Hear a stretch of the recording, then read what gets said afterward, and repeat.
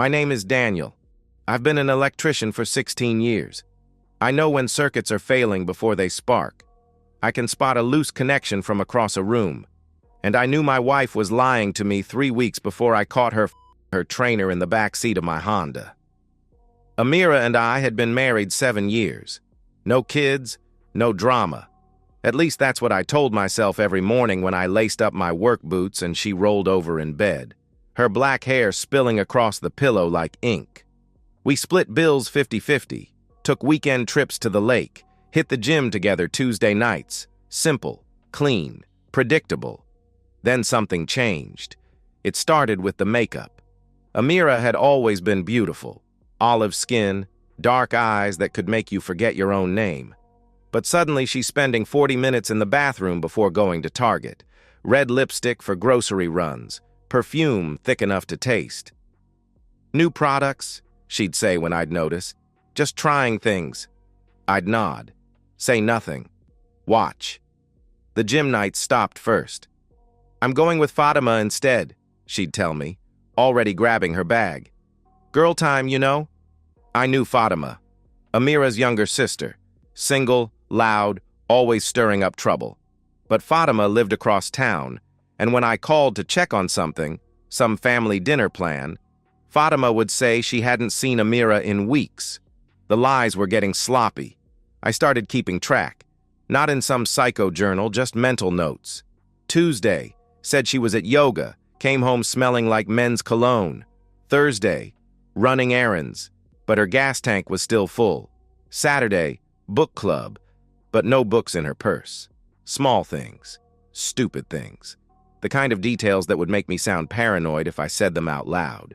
But I'm an electrician. I don't guess. I test. Last Tuesday night, I come home from a 12-hour shift installing panels at a warehouse.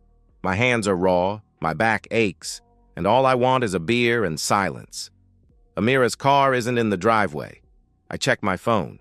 No messages. I shower, heat up leftover pasta, sit at the kitchen table with my dinner. The house feels hollow. Not empty. Hollow. Like something essential had been removed and the walls hadn't figured it out yet. At 9:30, I hear her key in the lock. Hey, babe, she calls, her voice bright and practiced. How was work? Long, I reply without looking up from my plate. Where were you? Target, then stopped by Fatima's for a bit. She's wearing a different shirt than when she left. Her lipstick is gone, but there's a faint red stain around her mouth, like she'd reapplied it in a hurry and missed. The perfume, that expensive stuff she bought last month, is fresh. Too fresh. Get anything good? I ask. Oh, you know, just stuff, she says, disappearing into the bedroom. I hear drawers opening, closing, water running. I finish my pasta, rinse my plate, check the garbage, no Target bags, no receipts. When she comes back out, she's in pajamas, hair wet from the shower. She kisses my cheek, a quick peck, nothing lingering, and I catch it. A different smell underneath the soap and shampoo. Something musky, male. I'm exhausted, she says, stretching. Think I'll go to bed early? Sure, I respond. She disappears again, and I sit in the kitchen, staring at the wall. The house settles around me, creaking and sighing like it's trying to tell me something I already know. Thursday, she's late again. Traffic was insane, she explains, but her cheeks are flushed and her hands shake slightly as she sets down her purse. Friday, I test the theory. Hey, I say as she's getting ready to leave. Mind picking up some of that beer I like? The Belgian stuff? Of course, baby, she replies, kissing me. Actually kissing me this time. Anything else? Nah, just that. She's gone for 3 hours. Comes back with 2 bags from CVS and a 6-pack of Budweiser. They didn't have the Belgian, she explains. Got this instead. The CVS receipt is time-stamped 11:47 a.m. She left at 10:30. 1 hour and 17 minutes for 2 bags of shampoo and toothpaste. I drink the Budweiser anyway. It tastes like aluminum and lies. Saturday morning, I'm on the couch with coffee and the local news when she comes out of the bedroom, already dressed. Nice jeans, the sweater that hugs her in all the right places, boots with a heel.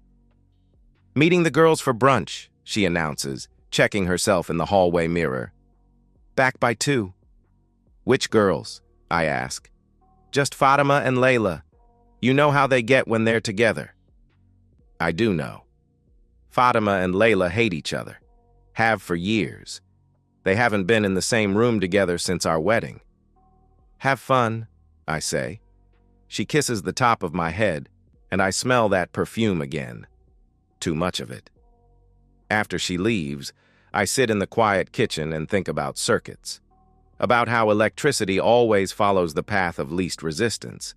About how you can trace a problem back to its source if you know what to look for. At 3:15, she texts, "Running late. Home by 4. At 4:30. "Traffic. Sorry." At 5:45, she walks through the door with wind-blown hair and smudged mascara. "How was brunch?" I ask. "Good. You know how it is," she says, already heading for the bedroom. "I need a shower." The water runs for 20 minutes. When she comes out, her eyes are red like she's been crying. "You okay?" I ask. "Just tired," she responds, forcing a smile. "Long day." That night, she sleeps with her back to me. When I try to pull her close, she shifts away, mumbling something about being too warm. I stare at the ceiling and listen to her breathe. Shallow, quick breaths, not the deep, even rhythm of sleep. She's awake too, thinking, planning, maybe lying. Sunday. I don't ask where she's going when she leaves at 11. I just watch from the kitchen window as she backs out of the driveway, phone already pressed to her ear. I finish my coffee, get dressed, drive to the hardware store. Not because I need anything, just because I need to think, and thinking is easier when my hands are busy. I buy a new deadbolt, high security, pick-resistant, the kind they use on commercial buildings. On the drive home, I pass the gym where Amira has been going, the one she switched to last month. I slow down, look through the floor-to-ceiling windows. There's a bulletin board by the entrance, staff photos, names and certifications. I park and walk closer. 3rd row, center. Dark hair, athletic build, teeth too white to be natural. Marcus Chen, personal trainer. I memorize the face.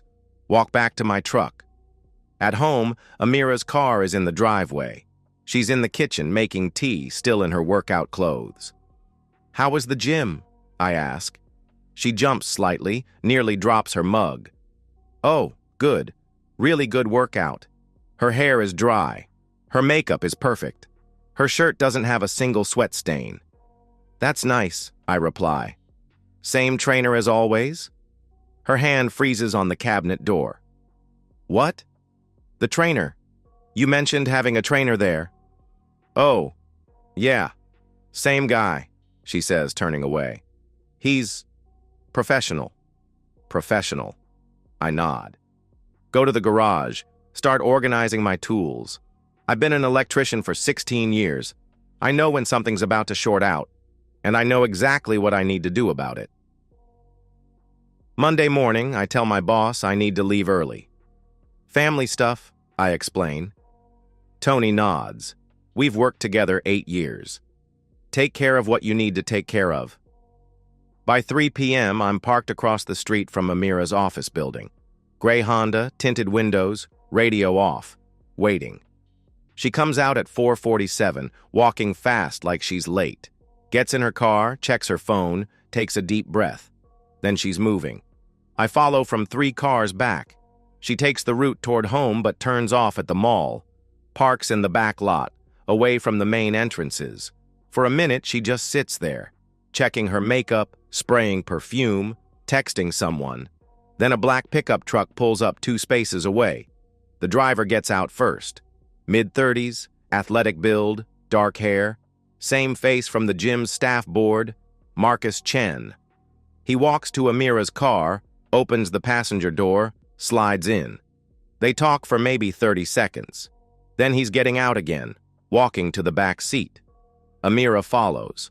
I'm already moving, phone in my hand, recording as I cross the parking lot. My work boots make no sound on the asphalt. I can hear them before I see them. Amira's voice, breathy. God, I missed you. His voice, smooth. Show me how much. I reach the car and pull the door open. They freeze like animals caught in headlights. Amira's shirt is on the floor. Marcus is half on top of her, his hand between her legs. Her bra is black lace, something I've never seen before. Jesus, Daniel, Amira starts, but I hold up the phone. Keep going, I say. My voice sounds calm. Don't stop on my account. Marcus scrambles backward, trying to zip his pants. Listen, man, this isn't what? I interrupt, still recording. This isn't my wife her trainer in the back of my car? Daniel, please! Amira's voice cracks. Please what? I move closer. Please pretend I didn't see this? Please go home and act like everything's normal? It's not what you think, Amira says. Really? I lean down so the phone captures both their faces. What is it then? Marcus tries to slip past me. I catch his shoulder, spin him around.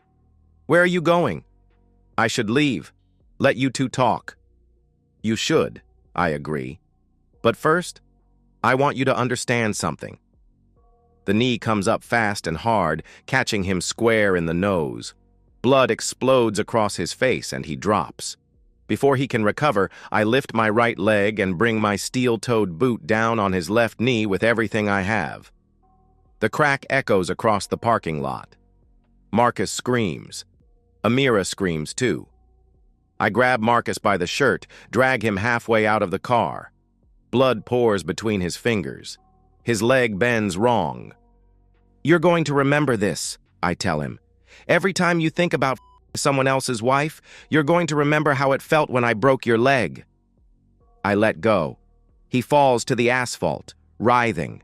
I point the phone at Amira. Say something, for the record. I'm sorry, she whispers. I'm so sorry. For what? For this? For him? Or for getting caught? She doesn't answer. I stop recording, put the phone in my pocket. Stay away from my wife, I tell Marcus. If I see you again, I'll finish what I started. Then I walk back to my truck and drive home. I call the locksmith at 8 p.m. Emergency service, the woman says. Double rate after 6. That's fine, I reply. Need all the locks changed. Tonight. After I hang up, I walk through the house room by room. 7 years of marriage spread across 1,200 square feet. I start in the bedroom. I pull the garbage bags from under the kitchen sink. Heavy-duty contractor bags. The red dress goes in first, then the black sweater, the jeans, the blouses, the bras and panties I've never seen before. Everything, all of it. The expensive perfume, the lipstick, the jewelry box with the earrings I bought her for our 5th anniversary. I'm methodical, careful. Her books, her laptop, her collection of ceramic elephants from the living room shelf, bag after bag. 7 years of a woman I thought I knew.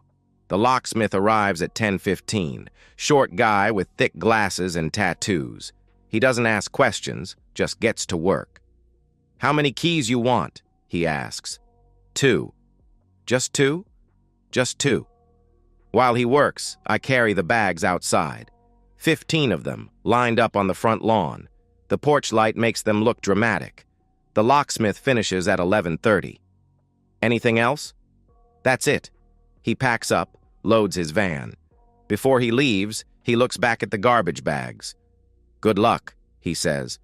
I go inside, lock the new deadbolt, and wait. She comes home at 11:47. I hear her car in the driveway, the engine shutting off. Her footsteps on the walkway. Then silence as she sees the bags. The doorknob turns again. I hear her key scraping against the new lock. Daniel? Her voice is muffled through the door. Daniel, what's going on? I don't answer. The bags. Daniel, why are my things outside? More key scraping. Getting frantic now. Daniel, open the door. We need to talk. I sit at the kitchen table with a beer and listen to her panic build. Please, Daniel. It's not what you think. Let me explain. The doorknob rattles harder. She's pulling on it now. Daniel! I finish my beer. Get another one. The pounding gets louder. Daniel, please! I'm sorry. I made a mistake. A mistake. Like she accidentally tripped and fell onto Marcus Chen's dick. Open the door. At midnight, she stops pounding. I hear her crying on the front step. Soft, desperate sobs. I walk to the front door, pause with my hand on the deadbolt. Through the peephole, I can see her sitting on the step, head in her hands. I unlock the door and open it just wide enough to stick my hand through. Her wedding ring slides across the wooden step and comes to rest against her shoe. She looks up, eyes red and swollen. Daniel. I close the door, lock it again. At 12:30, headlights sweep across the living room wall. Car doors slam. Voices. Amira? Honey, what happened? A woman's voice. Her mother. Why are your things outside? A man. Her father. Angry already. I watch from the kitchen window as they help her off the step. Her father is a big man, broad shoulders and thick hands. Her mother is smaller but fierce. They're both looking at my door like they want to kick it down. The pounding starts again, harder this time. Daniel! Her father's voice booms. Open this door! I take my time walking to the front door. Open it wide, but keep the screen door latched. Mr. Hassan, I nod to her mother. Mrs. Hassan. What the hell is going on here? Her father demands. Why are Amira's things on the lawn? She didn't tell you? She's upset. She's not making sense. I take out my phone, pull up the video, hold it up so they can see the screen. She's making perfect sense. I press play. Amira's voice. God, I missed you. Marcus. Show me how much. Rustling sounds. Amira's soft moans. Her mother gasps and turns away. Her father's face goes from red to white to purple. I turn off the phone. Any questions? Her father's mouth opens and closes. Her mother is crying now, too.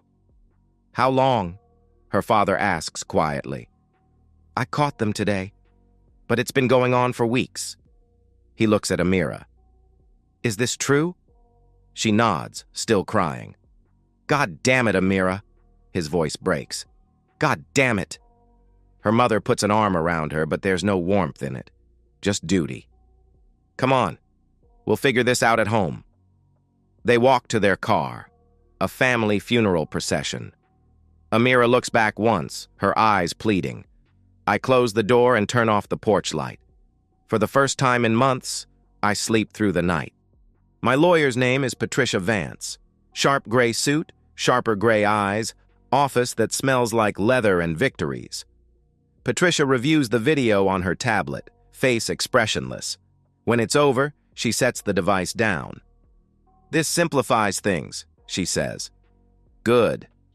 Adultery with evidence. No children, no shared business interests, she continues, making notes. What do you want? Everything. Define everything.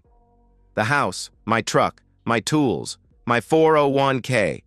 Whatever's in the bank accounts. I lean forward. She gets nothing. Patricia looks up. Even with the adultery, the court might not... She gets nothing, I repeat. Whatever it takes. She studies my face. Okay, but it won't be cheap. I don't care. The divorce papers are served at Amira's sister's house 3 days later. Fatima calls me that night, screaming, You're being cruel, Daniel. She made a mistake. A mistake, I repeat. She loves you. She wants to work it out. She can work it out with her trainer. He's not in the picture anymore. She ended it. I almost laugh. She ended it when I broke his leg. Silence. Then, you what? Ask her about it. I hang up. 2 weeks later, Patricia calls. She wants to mediate, she tells me. Her lawyer thinks they can negotiate a settlement. No mediation. Daniel, it would be faster. No mediation. I want this in front of a judge. Your money, your choice. The court hearing is set for 6 weeks out. Plenty of time for word to spread. Plenty of time for people to choose sides. Most choose mine. The gym fires Marcus. Violation of professional conduct standards. Amira's friends start avoiding her. The ones who used to encourage her girls' nights suddenly have other plans.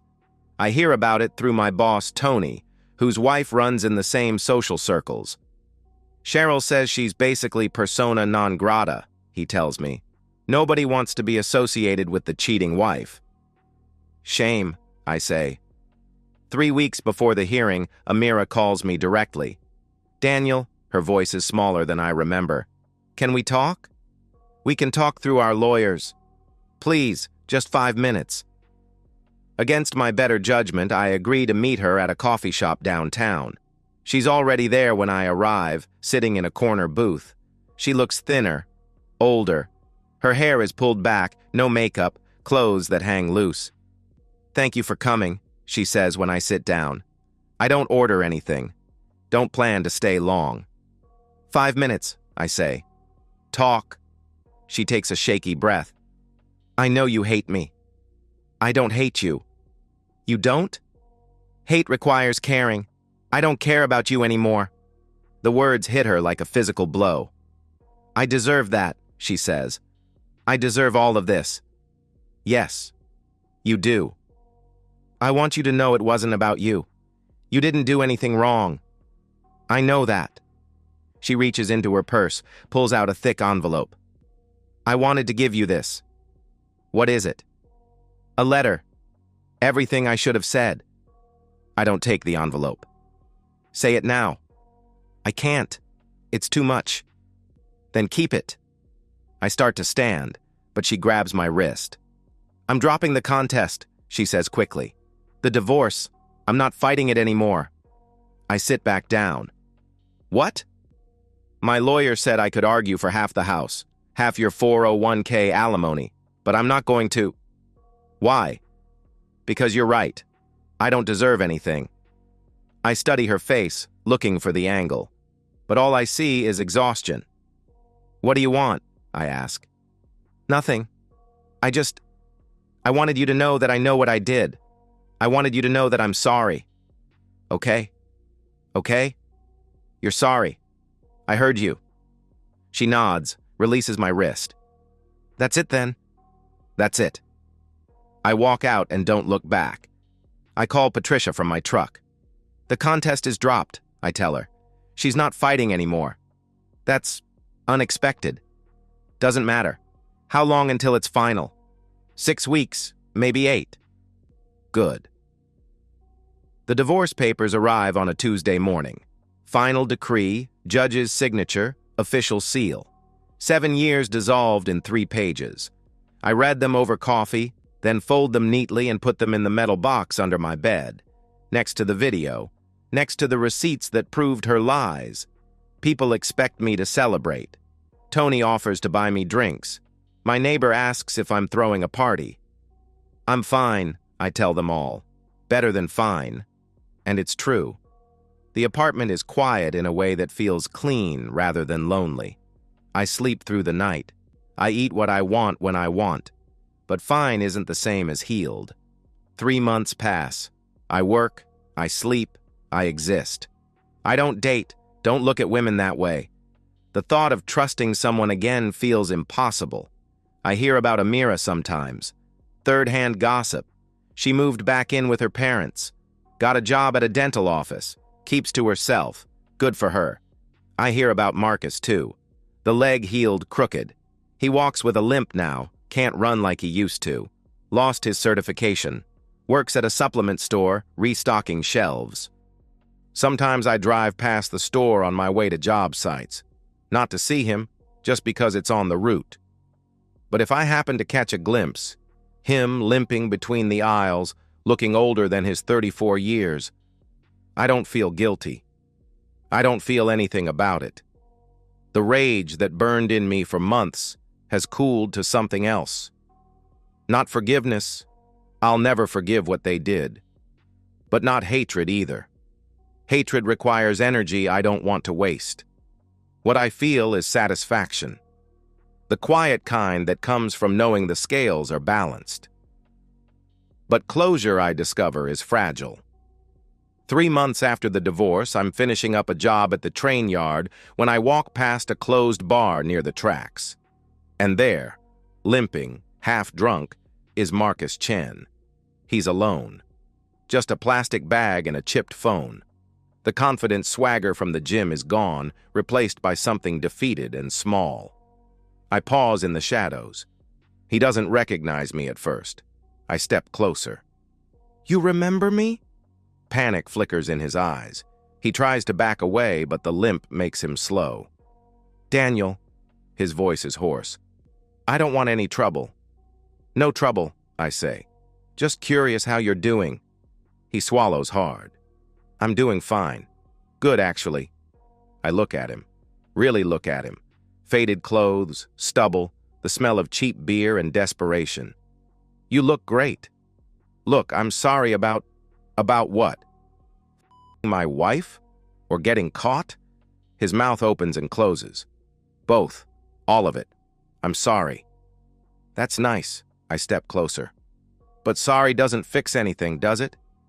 "No, I guess not." The alley is empty. Dark. The kind of place where things happen and nobody sees. Nobody cares. "You know what I've been thinking about?" I ask. "What?" "How you looked that day in the car. So confident. Like you owned the world." I tilt my head. "Where's that confidence now?" "I learned my lesson, okay? I'm not that guy anymore."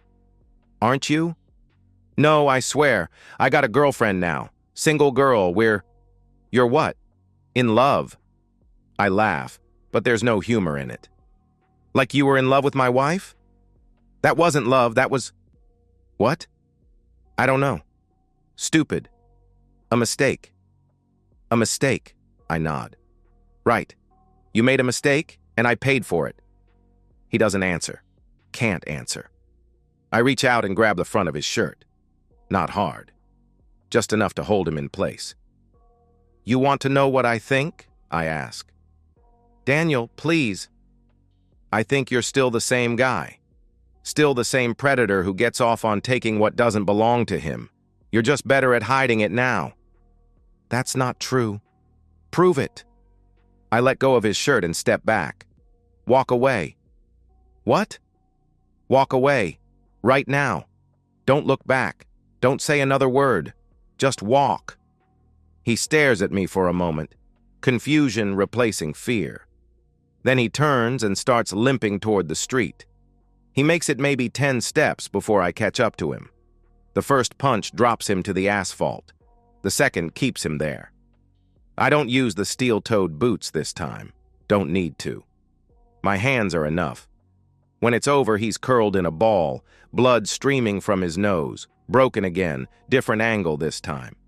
His breathing is shallow, ragged. I kneel beside him.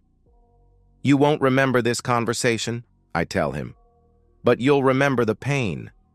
Every time you see a married woman, every time you think about crossing that line, you'll remember how this felt." He tries to say something, but only blood comes out. "No camera this time," I continue. "Just me. Just you. And a lesson that needs to stick." I stand up, brush off my hands, look down at him one last time. "Some bridges aren't meant to be rebuilt," I say. "Some things you burn so no one ever crosses again." I walk back to my truck, get in, and drive home. The next morning, I install a new light fixture in my kitchen. Quiet hands, steady wiring. The connections are clean, properly terminated. No loose ends. I make coffee and sit at my small table, watching the sun come up through the window. I never wanted revenge, but some debts can only be paid in pain. Some lessons can only be learned through consequence. Outside, the city wakes up. People heading to work, living their lives, dealing with their problems. Normal people with normal troubles. I finish my coffee and get dressed for work. Another job site. Another day of making connections and ensuring the current flows where it's supposed to go. Simple. Clean.